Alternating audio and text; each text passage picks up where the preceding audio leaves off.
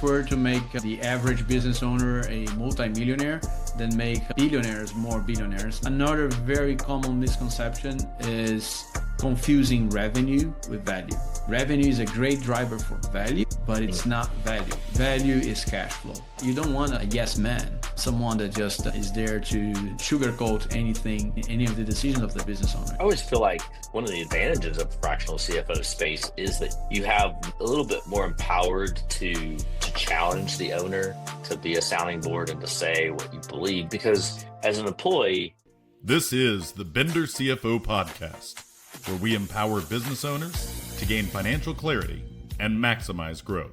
All right, hello everyone. I'm here to introduce you to Rafael Pinho. As a seasoned CFO and financial strategist, Rafael helps founder-led businesses gain financial clarity, strengthen operational structure, and maximize enterprise value through his work at TD Pine Advisors. He specializes in guiding companies through growth, scalability, and successful exits, combining data-driven financial modeling with practical, results-focused leadership that empowers business owners to make confident, informed decisions. At TD Pine Advisors, Rafael and his team partner with founders to navigate their most critical financial moments, from strategic growth planning to exit readiness, ensuring every business reaches its peak performance with clarity and confidence. Rafael, welcome to the podcast here. Thank you, Shane. How you doing today? Rocking and rolling. Rafael, he's made himself to the United States from Brazil.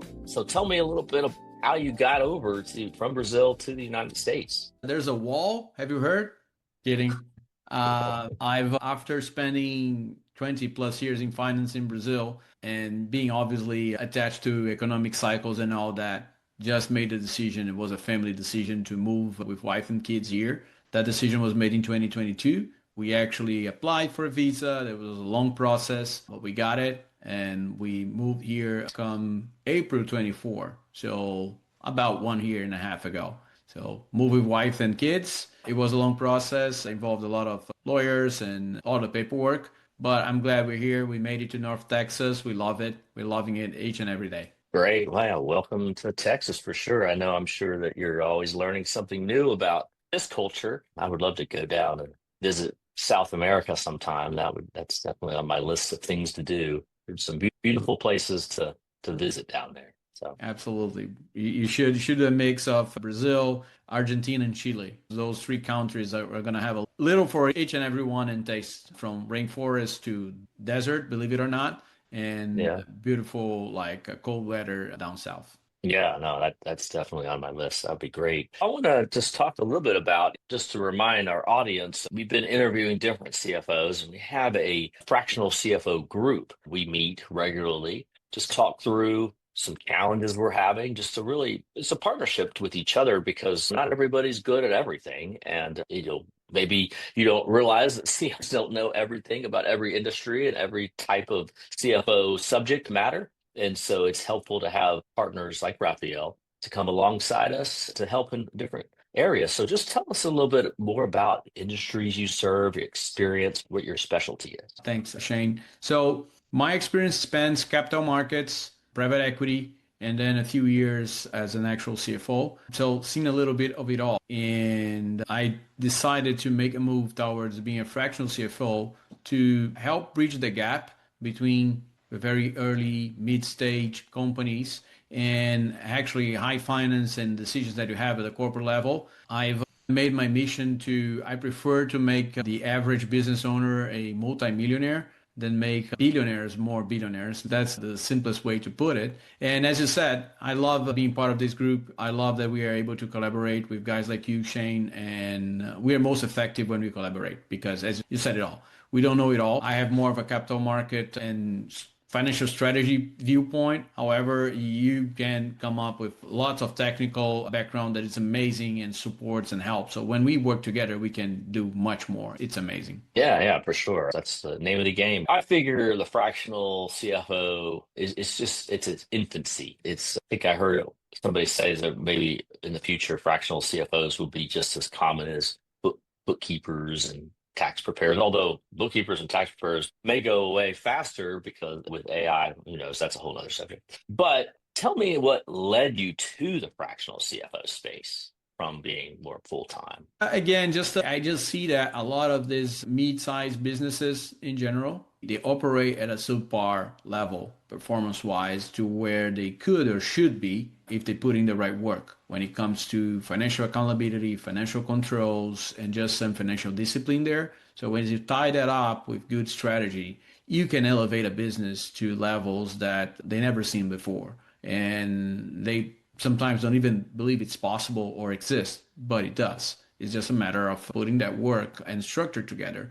That gets me excited. When I see a business owner understand, oh, so this is possible and this is what we can do. Yeah, absolutely. This is within reach. We just need to deliver on these plans here. And that's amazing. That got me instantly attracted to it. I've seen value creation firsthand in my former jobs, and it's amazing how when you see a business just double, triple, and people say, was that even possible?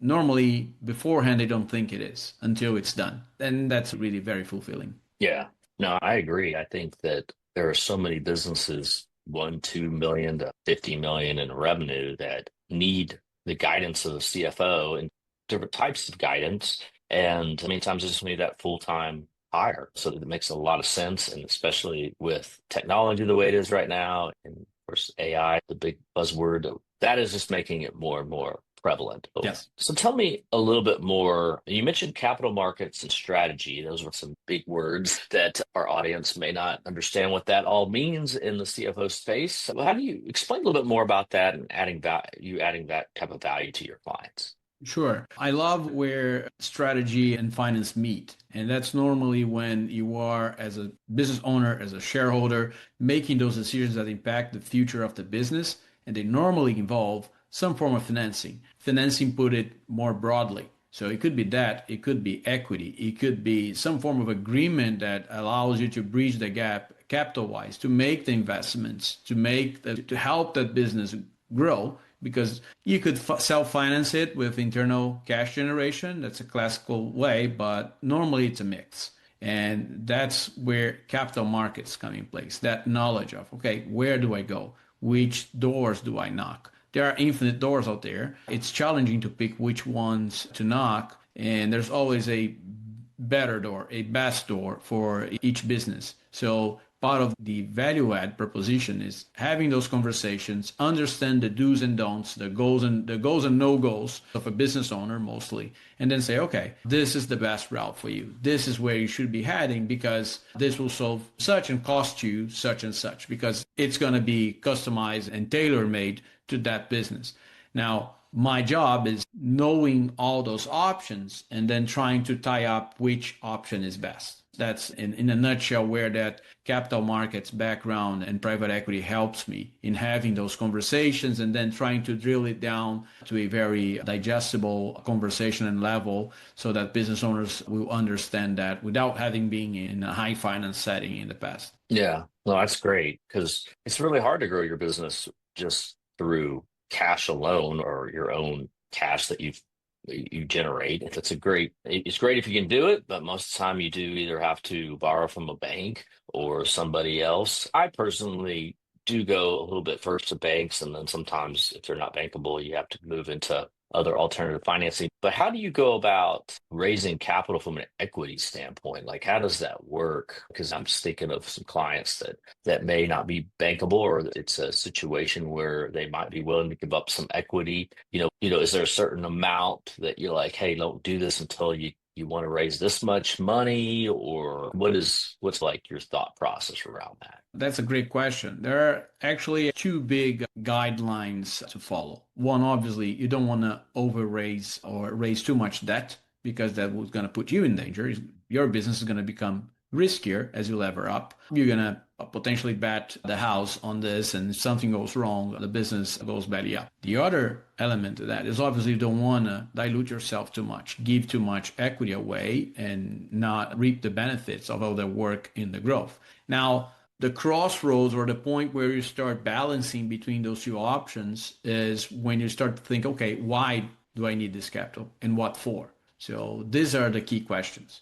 If this is long-term capital that needs to be here 3, 5, 10 years plus, it clearly looks like equity. And I'm being careful in saying looks like because there are situations where that could apply even in those scenarios. At the same time, if it's just a quick need, like working capital need, and I know I'm going to be able to cover this up down the road, yeah, definitely go for that as opposed to equity because you don't want to dilute yourself just because you need some cash flow help over the course of the next 3 or 6 months. So just as a very big way of putting these things. Now, I want to buy this machine and think of manufacturing, which is another area that I have a lot of experience. And that machine is a couple $1 million investment, and I'm not sure if that machine itself is gonna be cash flowing enough to finance itself over the course of the next, 12 to 24 months. Okay, that's clearly a debt situation. You do a mix actually of equity and debt, but you do that to a level that doesn't endanger your business or the project at hand, which is case the machine. Right? So Yes. Those are the guardrails that you use. You got to understand why do you need the cap, to what time horizon, and then figure out, okay, what's the best mix? And people often get that also wrong. They either go all equity or all debt. There's a mix. There's a third option. Mixing and matching in situations and scenarios. That's very often overlooked. Oh, that's great. Oh, that's good. That's a very good, powerful information there that many small businesses don't think. Your first thing that small businesses think is, oh, let me just go talk to a banker and get a little line of credit, or maybe go down an SBA loan option. But there's just so many other scenarios out there that you got to look at. So that's good. Appreciate that. So tell me, are there certain financial or economic trends that business owners should be watching for right now? There's definitely a premium for quality in business. And quality, I'm not talking product quality, I'm talking business quality. How sound is your business? Do you have replicable processes? Do you have your SOPs in place? Are you able to scale? Do you have those foundations ready? How dependable is the business, or dependent in the case, from the business owner, which is in this demographic here of mid-sized businesses is very common. Every decision needs the business owner input, and business owner goes from being the biggest support and growth driver for the business to being the biggest deterrent for the growth of the business. There's a growing premium for companies that can put those structures together. They have their processes, the decision making is agile yet responsible, right? And if you're able to nail those and have those balances and controls in place, what you're going to end up discovering is you're going to have a better margin, a better profit margin, better profitability. With that comes another big premium on valuation. Now, there's a lot of business out there and a lot of capital providers looking to acquire into business, but it is ultimately a very narrow door for just a very well prepared business that have those structures together, that have figured those things out. Yeah, no, it's true. It's amazing how much more you can get on selling your business through having good processes that are obviously scalable and don't rely on an owner or one person to be running all that. And of course, recurring revenue, those are all hugely important. Makes sense. Are there certain pitfalls that you see most often when you go in and talk with clients, talk with your businesses? Owner dependence is the biggest one by far. Yeah. It becomes a prevalent topic in any conversation. So too much dependence already went there. Also, the lack of clean financials. You'd be surprised by how many times some business owner decides to engage in a conversation because someone called or someone proposed something. And next time they come back to that table, it's been 3 months just to get a clean setup of numbers. That doesn't build trust. That business has the controls in place. Just getting clean financials and having them ready and handy at any point. Next time you want to go talk to your banker for a line of credit and they ask, okay, I need your financials. And then you take 6 months to return, not helpful. Right? So another very common misconception is confusing revenue with value. Revenue is a great driver for value, but it's not value. Value is cash flow. Value is what cash flow can you drive and you generate coming from that revenue. That's very common, especially in places like retail, manufacturing, that gets misconstrued all the time. And that misconception is one that us as CFOs need to educate business owners on. What matters the most for an investor, and that's what I ask my clients all the time, think yourself as an investor. When you put your money on a CD, what's the first thing you look at? Okay, how much that's going to cash flow for me? What's the yield on that thing in the future? Why would anyone think differently when they're buying a business, when they're trying to make an investment, buying a stake, help you support growth by buying that equity? That's the first thing they're going to look, right? Yeah, you said a lot of things there that was great. When you talk about clean financials or just having it readily available, it seems like it's real common, especially in Mhm. businesses that are large enough that they probably should have somebody on their team that knows that they don't. Smaller businesses can get away with bookkeepers, part-time bookkeepers, and accountants, but when you start to get to 5, 10, 15 to 20 million, different industries have different levels there, but you really need to have somebody at least is kind of like a senior accountant level or some kind of accounting person that has that knowledge. And that works really well with a good quality fractional CFO, because the fractional CFO comes in and provides that kind of guidance and supervision, and obviously does some kind of forward-looking strategy, forecasting, modeling, all the things that that we're mentioning, but you don't really want them to be doing the account. And on the other hand, if you don't have anybody doing the accounting, or what I've seen a lot is it's just somebody, could be a family member, or it could be somebody that's just a friend, or somebody that needs a job or whatever, and they just figure out how to use QuickBooks or something, and they're the one doing it, and it's just a mess, and it's so hard for the CFO to really do a great job. So yeah, just investing in that, especially once you get over 5 million, I think you could do it okay with less than 5 million, but when you get over 5 million, you got to put that investment. It's much cheaper, less expensive to do that way. So It's much cheaper, and I've seen it again and again. Oh, there's a cost associated with, well, there's a much larger, bigger cost if your business will perennially underperform financially and ultimately going to get the risk of losing it because of mismanaging it just because you don't have the numbers ready when you need them. And mhm. guys like you and me, Shane, first thing we're going to ask, that's the raw material for us. First thing we're going to ask, Mhm. okay, what are your numbers?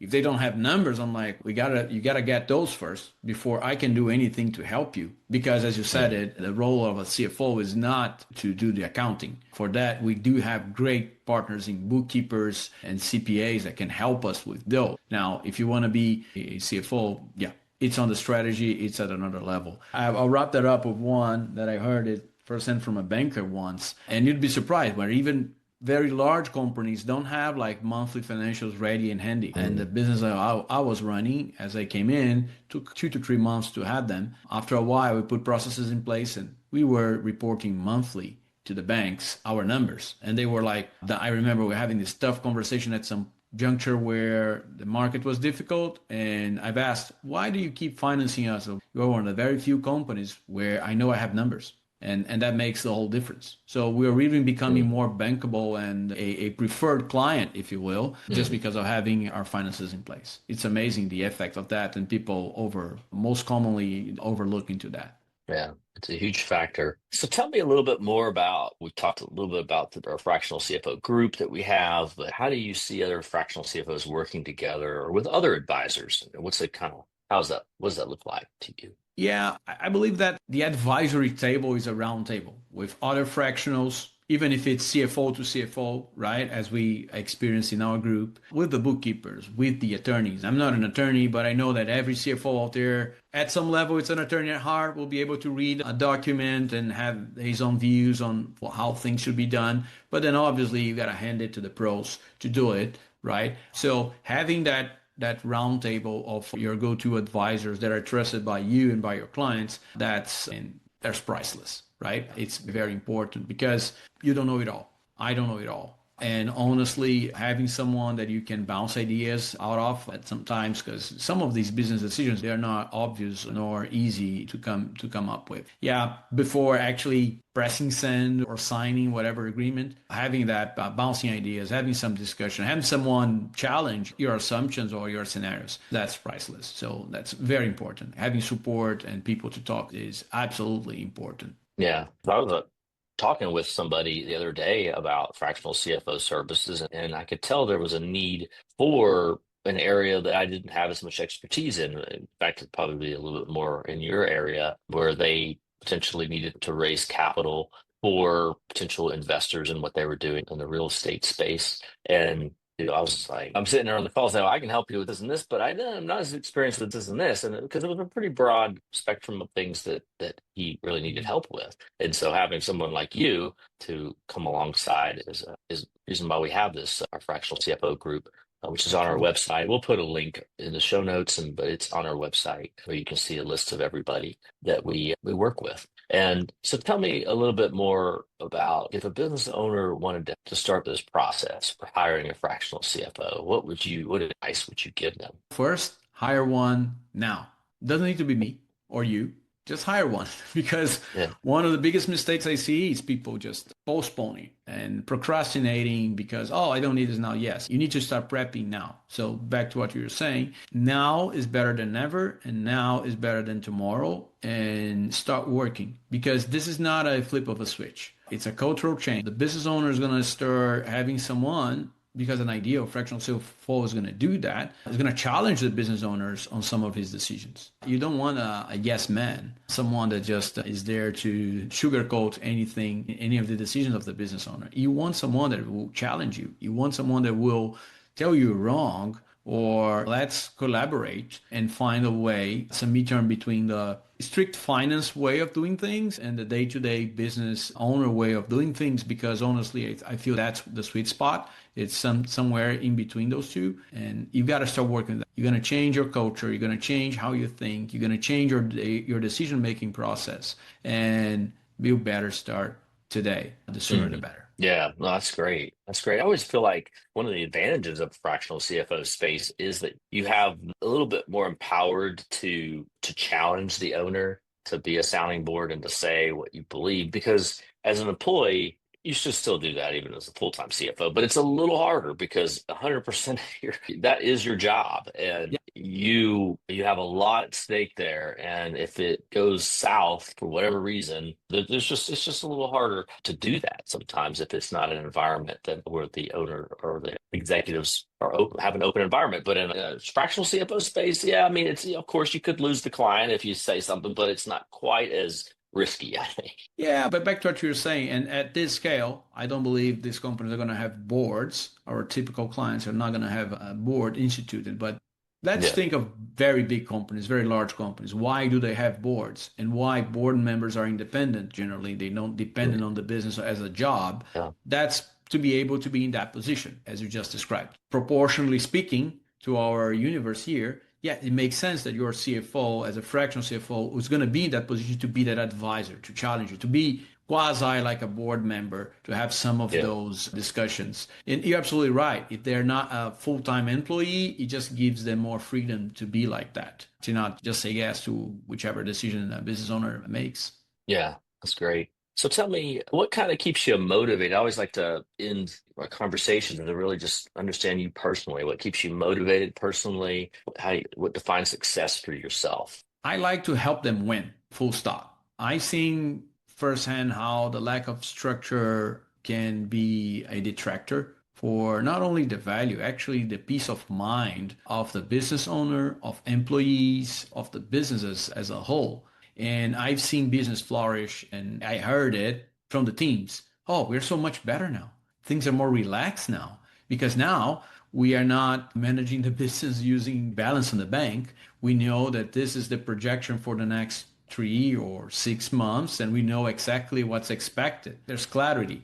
And for me, that's a major win. When I see a business that starts understanding the value of that, yeah, it's a lot of work, but it's rewarding for them on the results and what they can accomplish with that. That keeps me super motivated. Each time I see a business go through that process, it's amazing. I love it. And as a fractional CFO at heart, as soon as it becomes stable and things are working and things are fine, I tend to say they become boring to me. So I like to move on to the next one and start from scratch. You like the challenge, yeah. And it's like in football, American football, where I guess you could have the same thing with soccer, but it's just like you got the coaches that are good. They come in there and they can clean it up and turn the team around and make them be successful. Then sometimes different coaches better on maintaining. So that's kind of what I thought when you said that. But Yeah. no, that makes a lot of sense. Well, Rafael really had a great conversation.